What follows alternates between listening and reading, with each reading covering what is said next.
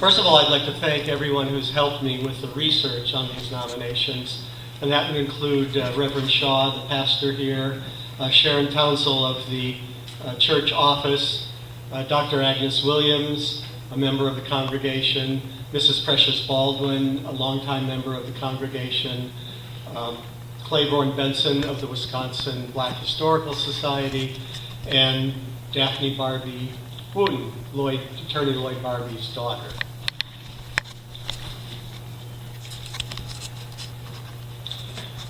Okay, so the first two properties are connected with the school integration struggle.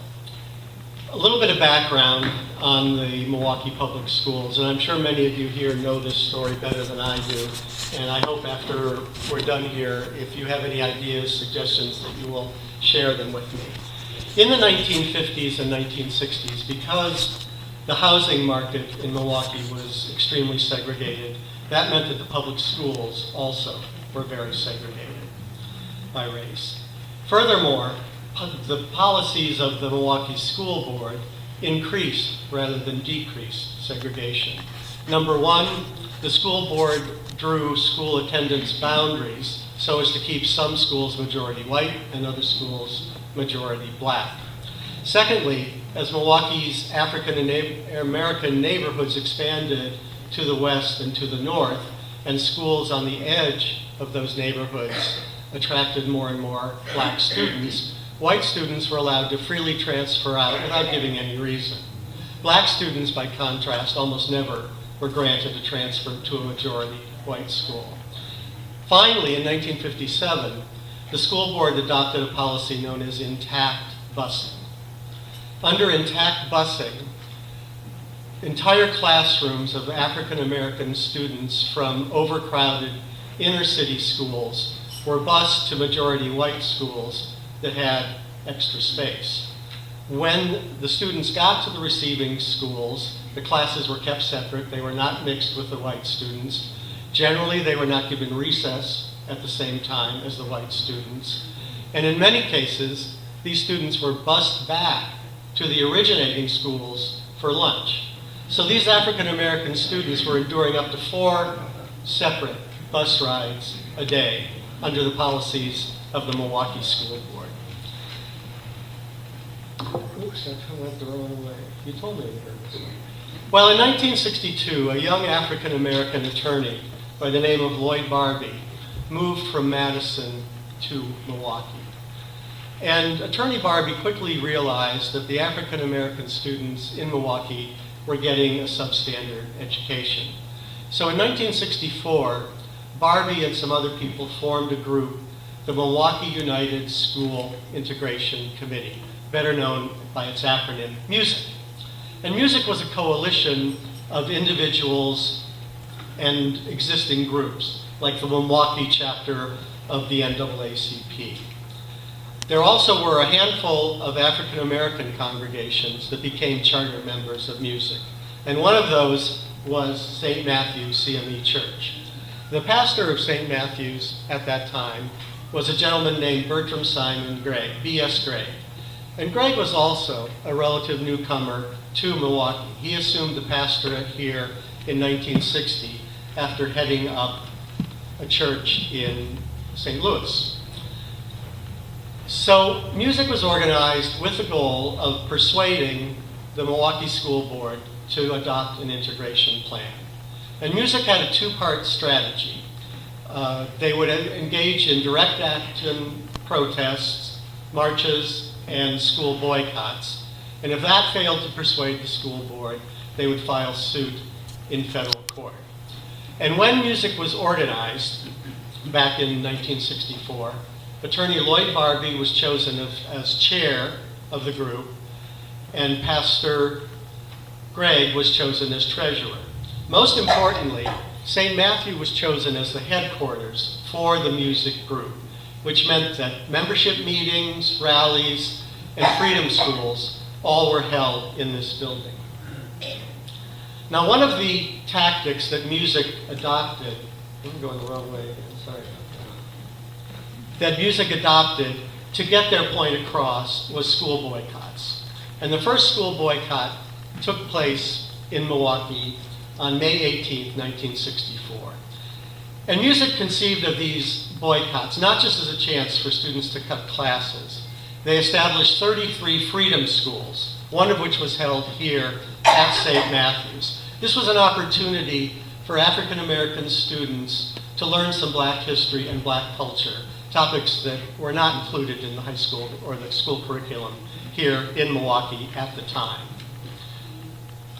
So on the day of the boycott, some 10 to 11,000 students stayed out of the schools, and more than 8,000 of them attended one of the freedom schools, including the one that was held here at St. Matthew's. Well, the school boycott did not persuade the school board to adopt an integration plan.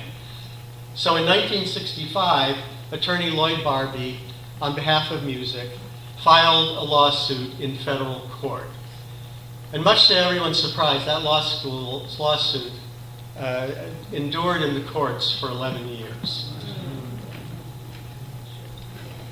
For a year or two after the lawsuit was filed, music continued some of its direct action protests. There was another school boycott that was held in October of 1965, and once again, St. Matthew played host to a freedom school. The final major activity of music that occurred here in the church was a drive in the spring of 1967 to elect some more progressive candidates to the Milwaukee School Board. After that, the battle had pretty much moved to the federal courts, and little, if any, organized activity on behalf of music took place in the church. Now on to the properties that illustrate this story. The first of these is Lloyd Barbee's house. Attorney Barbee purchased this house in 1966 in the midst of the struggle to integrate the public schools, and he lived here for 14 years. As you can see, it's a fairly plain frame house. It has 2 bedrooms on the first floor, 2 on the second floor. Inside the house, a number of activities took place. Lloyd Barbee prepared many of the briefs and pleadings for the lawsuit in his home office, which is the room on the left here, and many meetings of the officers of music took place in the living room, which is on the right in this photograph. Further, when activists were in Milwaukee from out of town, they stayed in the guest bedroom in Lloyd Barbee's house. Most notable among these was comedian and activist Dick Gregory, who stayed with Lloyd Barbee on more than one occasion. The lawsuit, as I mentioned, lingered on for 11 years. Finally, in January of 1976, a federal judge handed down a ruling in which he found that the Milwaukee School Board had intentionally created and maintained racial segregation in the public schools, and ordered the school district to come up with an integration plan. As many of you probably know, this plan relied on busing and magnet schools. And because of the reluctance of white parents to have their children bused to predominantly African American schools, almost all of the students who were bused were black students. However, the busing plan relied very little, if at all, on forced busing. But the integration plan applied only to the city of Milwaukee. It did not apply to the suburbs. And as a result of these factors, a number of white families either moved to the suburbs or put their children into private schools. Because of this, as of 2015, Milwaukee's public schools were 55% African American, 24% Hispanic, 15% white, and 5% Asian American. As I said, the public direct action activities of music were winding down by 1967. So civil rights activists in the community turned their attention to other issues, and another group stepped up as the most prominent activist group in the city. Oh, I'm sorry. I skipped over Lloyd Barbee's career in the State Assembly. Pardon me. In addition to the fight for school integration, Lloyd Barbee served 6 terms in the Wisconsin State Assembly from 1965 to 1977. And while he was in the State Assembly, he introduced bills on a number of progressive causes: civil rights causes, women's rights causes, consumer protection legislation in his 12 years in the State Assembly. Okay, so now I'll double back to what was happening in 1967. The school integration fight had moved to the courts. Open housing, the fact that 90% of the housing in the city of Milwaukee was off limits to African Americans. There was unwritten agreement between landlords and rental agents that this housing would just not be available to. I'm really getting ahead of myself here. The last thing I wanted to say about Lloyd Barbee's house is that there's been little change in the time, since the time that he lived there. You see on the left the way it looked when he bought it in 1966 and the way it looks today. Some windows and doors have been changed, and there's new siding, there's vinyl siding covering the asphalt shingles that were there when he lived there. But it very well represents this very important period when Lloyd Barbee was fighting for school integration. Okay. The second property that is connected with the school integration battle is the building that we are meeting in today, and that is St. Matthew Christian Methodist Episcopal Church.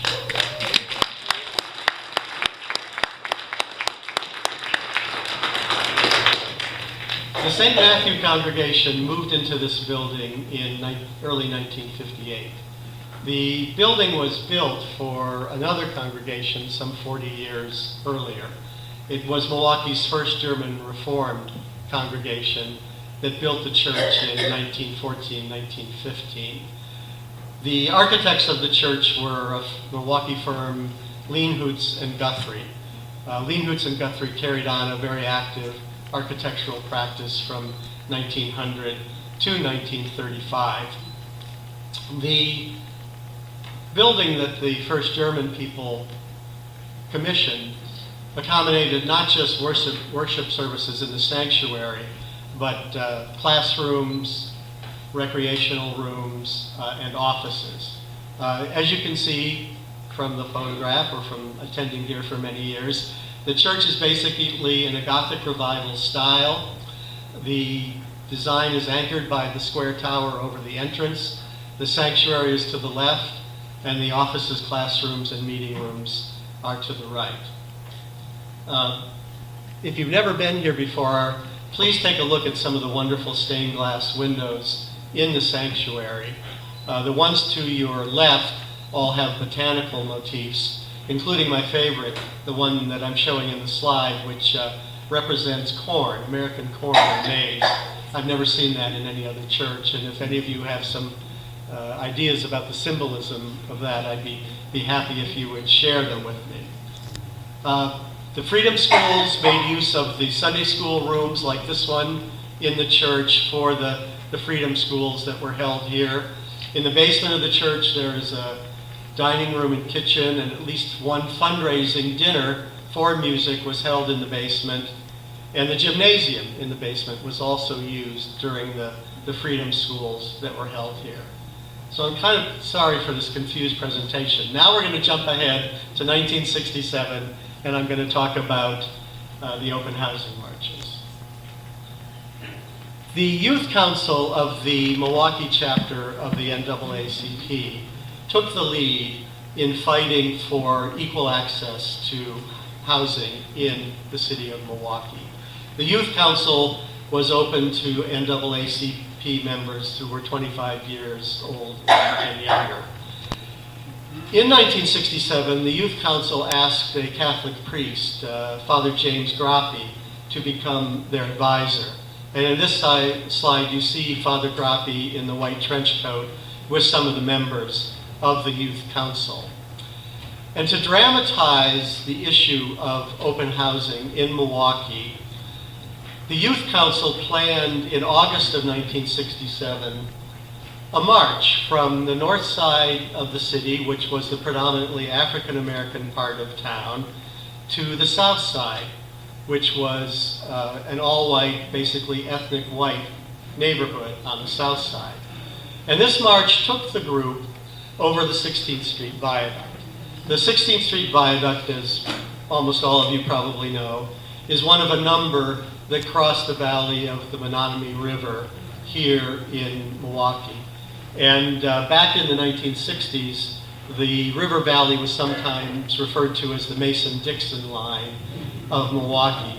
And for anyone who doesn't know, the original Mason-Dixon line separated the slave state of Maryland from the free state of Pennsylvania. And the river valley here played a similar role in Milwaukee's history.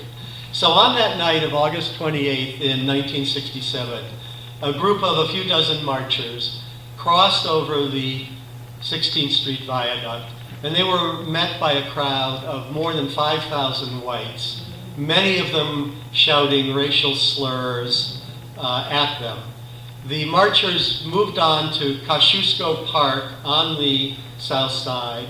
They held a brief rally there, and then under police protection, as they were being bombarded with stones and bottles and bricks, they made their way back to the safety of the 16th Street Viaduct. Well, the Youth Council and its supporters were not willing to give in to this sort of intimidation. So they kept up the open housing marches for 200 consecutive days through the year of 1967 and into the year of 1968. The marches targeted various parts of the city, but many of them did, again, go across the 16th Street Viaduct. A little bit about the viaduct itself. No, before I talk about that, I need to talk about, shortly after the marches ended in April of 1968, the U.S. Congress passed the Civil Rights Act of 1968. And that Civil Rights Act carried a very strong open housing section. And I think it's fair to say that the publicity nationwide that was received by the marches in Milwaukee played a role in the passage of the Civil Rights Act of 1968, the national law. And then, not wanting to be too far behind the eight ball, 3 weeks after Congress acted, the Milwaukee Common Council passed an open housing ordinance that basically repeated the language of the national ordinance. Okay, the viaduct itself. It was opened in 1929. It replaced an earlier viaduct going over the river valley. It is 4/5 of a mile long. It's got a concrete deck supported by steel columns and girders.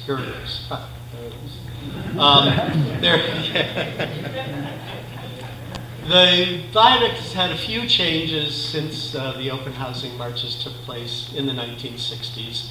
The most notable is probably the railings have been changed. The iron railings that you see on the left have been replaced by the concrete parapet wall and the chain link fence that you see on the right.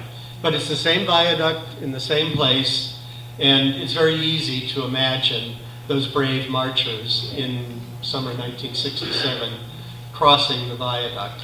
Now in 1988, the viaduct was renamed by the city the James E. Groppe Unity Bridge.